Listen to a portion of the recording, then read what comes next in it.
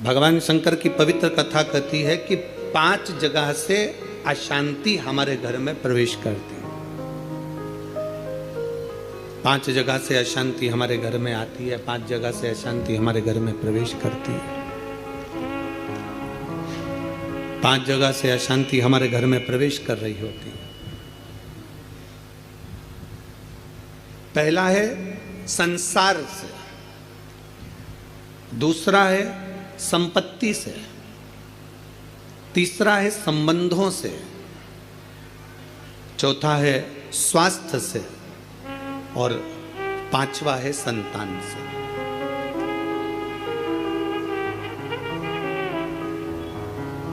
इस कथा को समझिएगा जरा कि 5 जगह ऐसी है जहां से अशांति हमारे यहां प्रवेश कर रही है।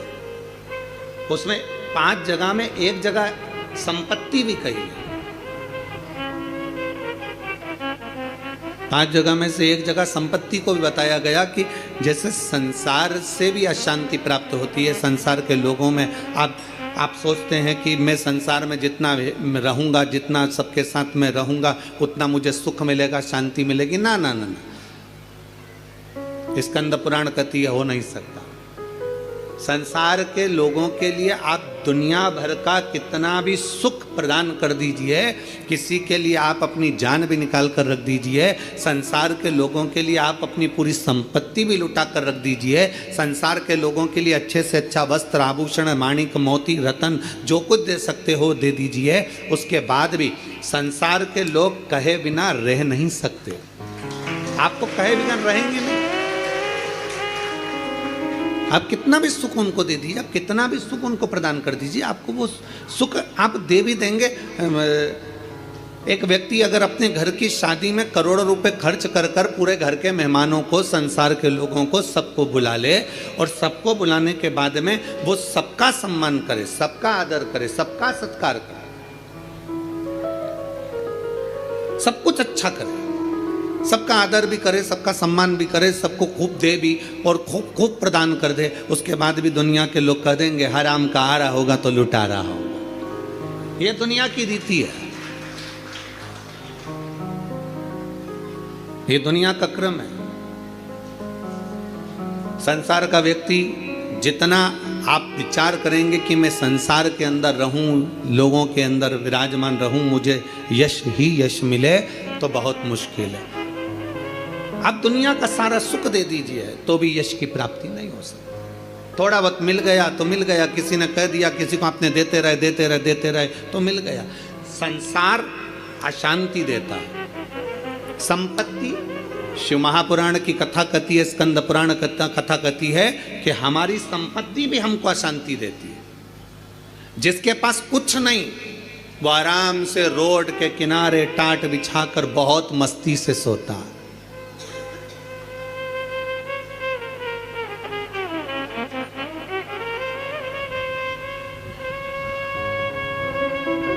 और जिसके पास में बहुत कुछ है, सारी संपदा भरी पड़ी हुई है, सारी दौलत भरी पड़ी हुई है, सुंदर बंगला है, डनलप का गद्दा है, एसी भी लगा है, पलंग भी लगा है, नौकर चाकर सब कुछ लगे हैं, सब कुछ,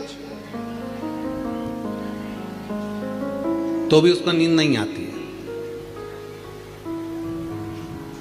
कितना सुंदर कहा गया शिव महापुराण के अंतर्गत, कितनी सुंदर बात कही गई कि शिव महापुराण की कथा, कई लोग कहते हैं गुरुजी आपकी कथा होती है तो वहां 1 किलोमीटर दूर तो गाड़ी रोक दी जाती है। शिव महापुराण की कथा होती है तो पैदल चलकर बहुत दूर तक जाना पड़ता है, बहुत दूर तक। पर कोई किसी चिकित्सक से पूछे, कोई डॉक्टर से पूछे, कोई आयुर्वेद वाले से पूछे, कोई होम्योपैथिक वाले से पूछे, कोई योग गुरु से पूछे कि शास्त्र क्या कहता है, हमें स्वस्थ रहने का तरीका क्या बताता है, तो कहा सबसे सुंदर तरीका है स्वस्थ रहने का कि जितना पैदल चल सकते हो उतना जिंदगी में सुख प्राप्त कर सकते। अब भगवान भोलेनाथ जी की कथा सुनने के लिए आप लोग आते हैं, शंकर जी की कथा में आप लोग पहुंचते हैं, शिव पुराण में पहुंचते हैं, तो बाबा भोलेनाथ पहले ही तुम्हारे स्वस्थ रहने की व्यवस्था कर देता है। भोले बाबा करता क्या है कि 1 किलोमीटर दूर तो गाड़ी रुकवा देता है, तुम कितने बड़े भी सेठ हो, 1 किलोमीटर दूर गाड़ी रुकवा दी और बड़े प्रेम से पैदल पैदल आराम से चलते चलते चलते चलते कथा में पहुंच गए, आसन लगाया, बैठ गए, बैठने के बाद वापस जाने की तैयारी हो जाती है। शिव महापुराण की कथा कहती है संपत्ति सुख नहीं देती, संपत्ति अशांति दे देती। संपत्ति शांति नहीं दे सकती, वैभव दे देगी। आप डनलप के गद्दे पर सो जाओगे, आप खूब जेवर पहन लोगे, आप अच्छे वस्त्र पहन लोगे, आभूषण धारण कर लोगे, सारा सुख तुम्हारे पास में आ जाएगा, पर शांति नहीं आ सकती। इसलिए बारंबार कहा गया, मिलता है सच्चा सुख केवल भगवान तुम्हारे चरण। बाकी के दुनिया का सुख कहीं नहीं प्राप्त हो सकता। दुनिया का सर्वाधिक सुख भगवान के चरणों में। आप कुबेरेश्वर बाबा की धरा पर आए हैं, कुबेरेश्वर बाबा की धरा पर कभी पहुँचे या आए तो कुबेरेश्वर बाबा की धरा पर पहुंचकर तुम कहीं पर भी एकांत में बैठ जाओ, जितनी देर बैठे रहोगे आपको ऐसा महसूस होगा कि मेरा शंकर तुम्हारे आसपास में से घूम कर निकल कर गया है। शिव तत्व की प्राप्ति कहीं आप जितनी देर बैठोगे, परमात्मा के चरणों में जितनी देर विराजमान हो, परमात्मा के चरणों में जितनी देर बैठे हो, उतनी देर तुम्हें शांति है, उतनी देर आनंद है। तो शिव तत्व कह रहा है कि संसार में शांति नहीं है, संपत्ति में शांति नहीं है। शिव तत्व कह रहा है संबंधों में शांति नहीं है। जितने संबंध बनाते चले जाओगे, नहीं साहब हमने इनको हमारा भाई बना लिया, घर का भाई नहीं बनी लिया, भाई बना के बैठे। नहीं साहब इसको हमने हमारी बेटी बना लिया, घर की बहन बेटी को साड़ी नहीं दिला रही और दूसरी बेटी बनाते फिर। नहीं साहब इनको हमने हमारा काका जी बना लिया, तो घर का काका जमीन और जायदाद के लफड़े में पड़ा, आज तक नहीं सुलझ रहा और एक और काका बना के तैयार कर लिया। नहीं साहब ये हमारी बुआ है, नहीं साहब ये हमारा ये है। नहीं, संबंध जितने जितने संसार के लोगों से जोड़ोगे, शिव पुराण कहती है जो हमारा संबंध है जितने लोगों से जुड़ा है उतना ठीक है, पर अलग से कोई संबंध जोड़ने का प्रयास मत करो, अलग से परमात्मा को जोड़ने का प्रयास करो तो जीवन की सार्थकता, जीवन की सार्थकता। परमात्मा को जोड़िए, परमात्मा को अपने करीब लाने का प्रयास करिए, परमात्मा को अपने नजदीक लाने का प्रयास करिए। परमात्मा को अपने करीब में जितना जितना लेकर आओगे उतना उतना सुख और शांति आपके जीवन में आती चली जाए, उतनी शांति, उतना सुख। संसार से, संपत्ति से और संबंधों से शांति की अनुभूति नहीं है। संबंध भी हमको अशांति देते हैं।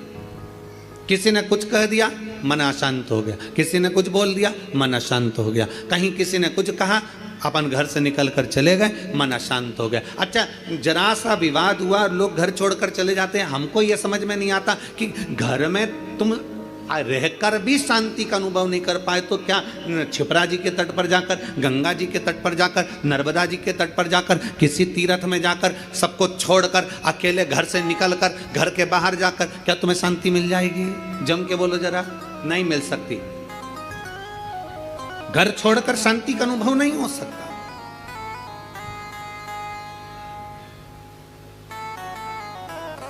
संसार ने अशांति दी, संपत्ति ने अशांति दी, संबंधों ने अशांति दी, फिर अगली अशांति दी स्वास्थ्य ने।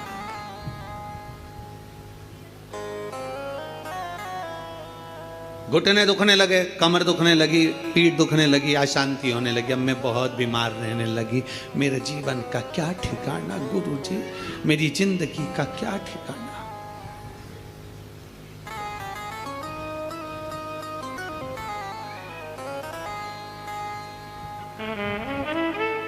कभी अगर मौका लगे ना, एक बार भविष्य पुराण का अध्ययन करिएगा।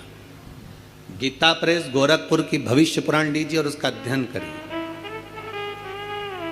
भविष्य पुराण का जब अध्ययन करेंगे तो उस अध्ययन में आपको निकलेगा कि परमात्मा ने जब हमको जन्म दिया तो जन्म के समय पर हमारी खोपड़िया में एक मैग्नेट लगा दी, एक चुंबक लगाई।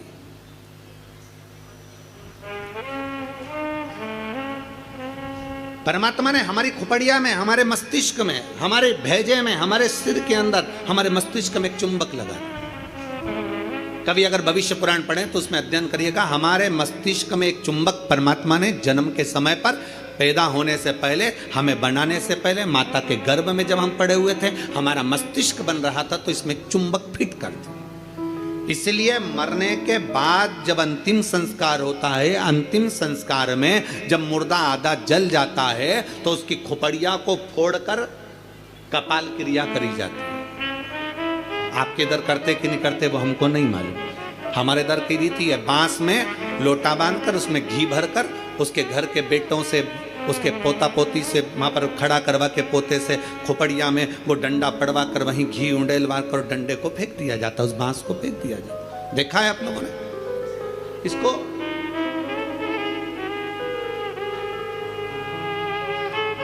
भगवान जब हमें जन्म दिया, परमात्मा ने जब हमको पैदा करा, उस समय पर माथे में, मस्तिष्क में, भेजे में एक चुंबक लगा। क्या करती है वो चुंबक? चुंबक का कार्य क्या है? चुंबक का कार्य है, अगर आपने पैसा पैसा पैसा पैसा सोचा विचारा, दिन रात पैसे पैसे में लिप्त रहे, तो व्यक्ति वो मस्तिष्क में जो चुंबक लगी है वो पैसे को अपनी ओर खींचती है। मतलब मनुष्य पैसे को आसक्ति के रूप में अपनाना प्रारंभ कर दे। अब चुंबक का दूसरा कार्य क्या है? अगर किसी बुरे व्यक्ति में बुराइयां देखोगे तो वो बुरे व्यक्ति की बुराई तुम खींचते चले जाओगे। वो तो ऐसी, वो तो वैसा, वो तो वैसा, हर व्यक्ति में बुराई, क्योंकि तुम्हारे भीतर में जो भेजे में चुंबक भरी है वो बुराइयां ही खींचेगी। और अगर तुमने किसी व्यक्ति में अच्छाई देखना प्रारंभ कर दी तो तुम्हारे मस्तिष्क में जो चुंबक लगी है वो दिन रात हर व्यक्ति में अच्छाई को ढूंढना प्रारंभ कर देगी, अच्छाई खींचना प्रारंभ। एक चुंबक लगी। अब ये बात तो अपने तक हो गई, अब मेन बात पर जाओ, मुख्य बात पर। मस्तिष्क में चुंबक लगाकर परमात्मा ने हमको पैदा करा है, एक आकर्षण देकर हमें पैदा करा है, एक चुंबक लगाकर हमें पैदा करा है। चुंबक जब पैसे को खींचती है तो पैसा ही पैसा सोचने में आता है, बुराई खींचती है तो बुराई बुराई हमारे अंदर आती चली जाती है, किसी का क्रोध खींचती है तो क्रोध हमारे अंदर आता चले जाता है। उसी तरह अच्छाई किसी की खींचती है तो हमारे अंदर अच्छाई आती चली जाती है। उसी तरह चुंबक बीमारी को भी खींचती है। हम जब एक बीमारी के बारे में सोचते जाते हैं, मेरे पाँव, मैंने सुना है किसी को पेट में बच्चादानी में गांठ पड़ गई तो मालूम पड़ा कि उसको कैंसर हो गया। मैंने सुना है किसी के घुटने में अगर प्रॉब्लम हो गई तो उसका घुटना बदलाना पड़ा, मालूम पड़ा उसमें ग्रीस कम हो गया। मैंने सुना है कि किसी के हृदय में छेद हो गया, किसी के हृदय में कुछ हो गया, किसी के चेस्ट में गठान पड़ गई तो कैंसर बता दिया गया। ये हम जरा सा हमारे शरीर में दर्द हुआ और हमने वो सोचना प्रारंभ कर दिया। क्या सोचा हमने? कि उसको कैंसर हो गया था, उसकी किडनी खराब हो गई थी, उसका लीवर खराब हो गया था, उसके साथ में यह हो गया था, उसके घुटने बदलवाए, उसको गुजरात ले गए, उसको राजस्थान ले गए, उसको वहां ले गए और उसका शरीर में यह करवाया। आंख में प्रॉब्लम हुई तो आंख के बारे में सोचते रहे, सोचते रहे, सोचते रहे। अर्थात हमने इतनी बीमारी का सोच लिया, इतनी बीमारी का सोच लिया, बीमारी वो थी नहीं, पर हमने सोच सोच के चुंबक जैसे उसको खींच कर अपने अंदर वो बीमारी को इकट्ठा कर लिया। आखिरी में वो बीमारी हो गई। ये हमारे भीतर की चुंबक है जो हमें खींच रही है। छोटी मोटी गठान हो जाए ना, कभी मत सोचना आओ ऐसी तो होती रहती है। दवाई खाऊंगी, शंकर पे चढ़ा हुआ जल पीऊंगी, डॉक्टर को दिखाऊंगी, सारी जांचें कराऊंगी, जो डॉक्टर बोलेगा सारी जांच कराऊंगी। और मेरा विश्वास कहता है डॉक्टर के अनुसार चलकर, क्योंकि डॉक्टर भी शिव का एक रूप है, उसके अनुकूल चलकर मैं ये दवाई ले लेकर, कुंदकेश्वर महादेव का नाम लेकर, मेरी सारी गठान गल जाएगी। जब तुमने सोच लिया गल जाएगी, गल जाएगी, गल जाएगी, मतलब गल जाएगी।